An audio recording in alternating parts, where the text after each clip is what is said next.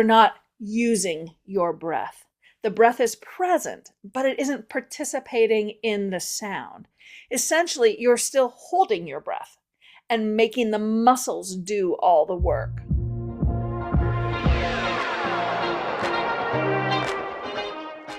Welcome to the Foster Your Voice podcast with me, Kristi Foster. After a 30-year career in music and theater, I never imagined I'd be coaching trial attorneys.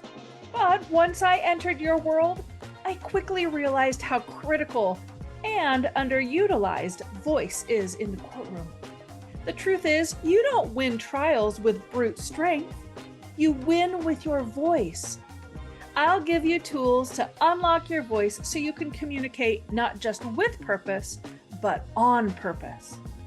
If you want quick action tips to help you stay calm and in control, keep jurors engaged, and inspire your listeners to action, all through the power of your voice, you're in the right place.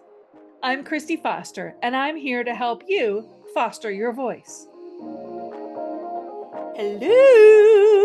Hello, Foster fam. Welcome to the kickoff of season 2, and welcome to the start of 2026.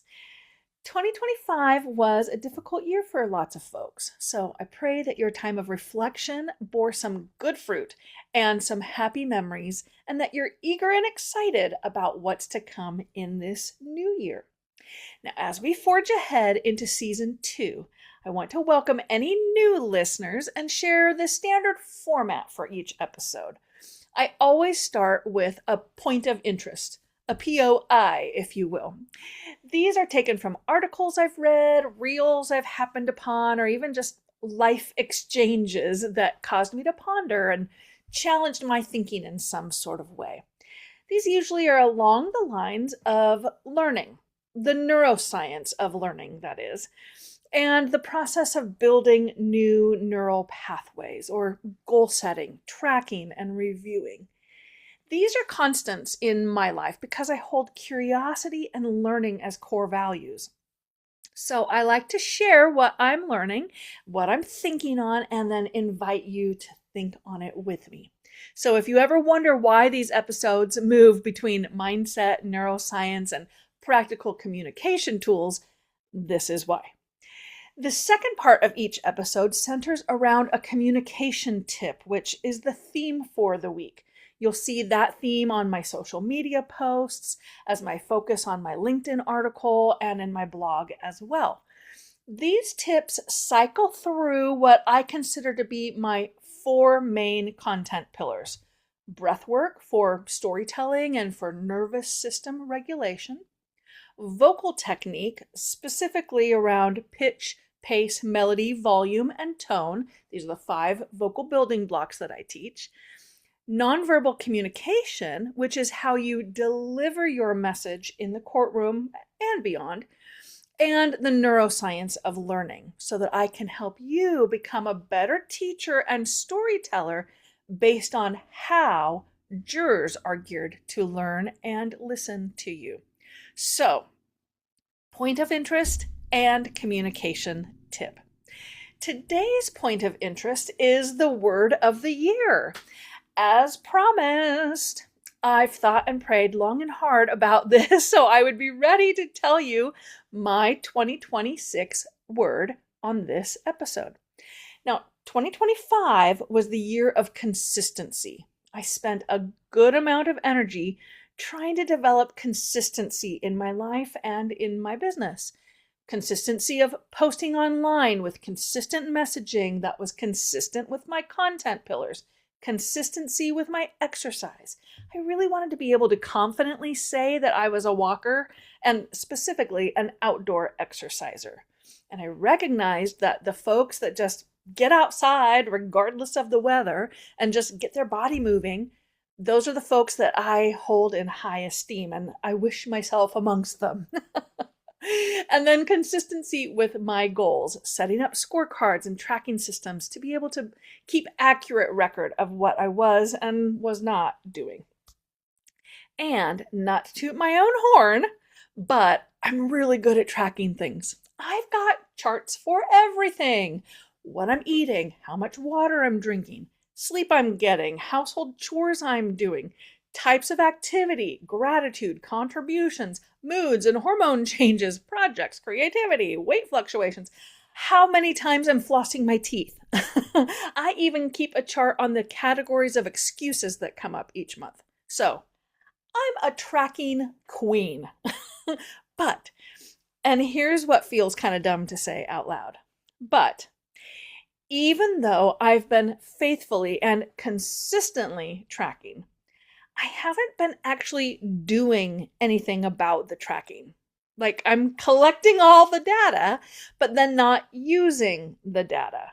And at some point, tracking stopped being a tool for change and just became a place to hide from making decisions. It seems like I should now actually let the data move me towards action, you think? So that's my word of the year. My word for 2026 is action. I want action to move me through the planning stages to the doing stages, from the tracking to the assessing, and from the analysis to assimilation. Also, I don't know if this is part of the perimenopausal brain fog or what, but this year I have found myself in functional freezes, meaning I still look like I'm functioning, but I'm not making any progress. There's no forward momentum. I'm essentially frozen while jumping from tab to tab, scrolling on my phone, doing the busy work, but not taking meaningful steps. And even if that specific experience isn't yours, most high-performing professionals recognize some version of this. So, action will be the theme of movement instead of freezing. But the thing I like about choosing the word action is that it doesn't have to be perfect. I think of directors who yell out action on, well, they don't sing it like that, but they yell out action on movie sets, and everyone does their best, and maybe it's exactly what it needs to be. But the director then usually reviews what was just done, and they decide if little tweaks need to be made to the camera angle or the lighting, or maybe they prompt the actor to try a different delivery. With action, everyone moves forward, doing their best with the knowledge and resources they have. But it doesn't mean they have to achieve perfection on the first go. That's the kind of action I'm committing to, even if it's a little risky, a little vulnerable, and kind of messy. And I want to invite you into this kind of action this year as well. I've learned in this year of consistency that meaningful learning happens in the doing, not in the planning. So I'm ready for the year of action. As ready as I'll ever be. I don't want to plan too much. It's time to do. Hey, real quick, if your jurors look confused when you say liability, standard of care, or damages, they're not tuning out because they don't care. They're tuning out because they don't speak law. I've put together a free guide called Top 20 Legal Terms to Avoid and What to Say Instead. It'll help you simplify your language without losing credibility, so your message actually lands.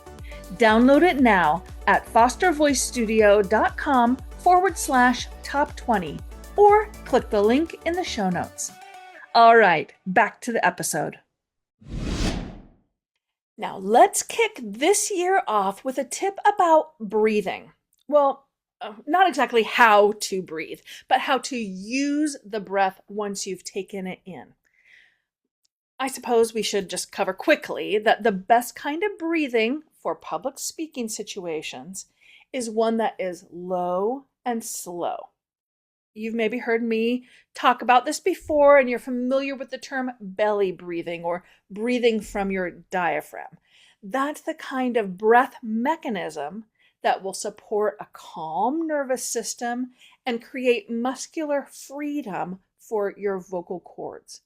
So, okay, you've been working on getting a nice low breath. The mechanics are working. And yet, you still sound constricted. You get that vocal fry sound to your tone. Your nerves are still pretty shaky and your voice still feels uncertain. And before you know it, you feel tense, the room feels tense, you're out of breath, and everyone just seems more agitated than they should be. You can hear that in my vocal tone, right? This is because you're not using your breath. The breath is present, but it isn't participating in the sound. Essentially, you're still holding your breath and making the muscles do all the work. That's why you get that vocal fry. It's just chord on chord friction. And because you've been unknowingly holding your breath, you actually have to exhale before you can inhale again, which then throws you into an aerobic pattern. That's why you feel out of breath. That's also why your nerves are running high and there's tension in the room. That's aerobic high breathing, and it's keeping your sympathetic nervous system, that's your fight or flight, revved up. And jurors' mirror neurons are keeping them in high breathing as well. So everyone's stressed. Reset. Low breath. And another. Now, as you begin speaking, get the air flowing first. Speak as you exhale. This will take some practice. Not in the courtroom or in a hearing or mediation or in a depot. You have to practice this in low stakes situations. Alone in your car. Read the street signs or restaurant names as you pass. Read them out loud with extra breathy tone, just to get breath and tone happening at the same time. It will be too much air. This is not how I'm promoting that you speak once you get to high stakes moments. Think of this like strength training for coordination. This isn't performance. This is only a disciplined practice drill. Reading with lots of breath. Arby's, McDonald's, Chipotle. I sound ridiculous. I know. That's why you do this by yourself. Evergreen Highway, Columbia Street. Practice at different pitches too. Evergreen Highway, Columbia Street. But get lots of air flowing. Make sure you breathe low, but then make sure you run out of air quickly with each phrase you read out. You should need a new breath after each phrase. Take your time, pause in between each phrase. Take a low, slow breath, and then push the air through. For your vocal cords to work properly, they need an equal mix of breath and muscle.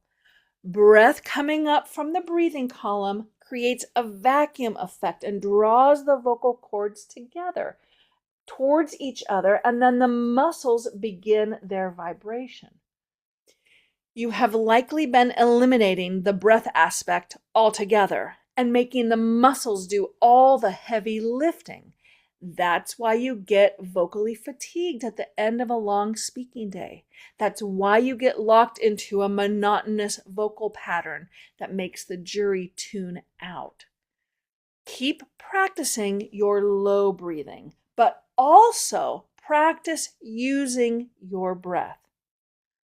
Now, we've got a great season of learning, curiosity, inspiration, and action ahead. So tune in next week. Until next time, keep fostering your voice. Thanks for pulling up a seat with me today and for being part of the Foster fam. Make sure you're subscribed to the podcast so you don't miss a single episode. And while you're at it, go ahead and leave a review or a comment so I can give you a shout out on a future episode.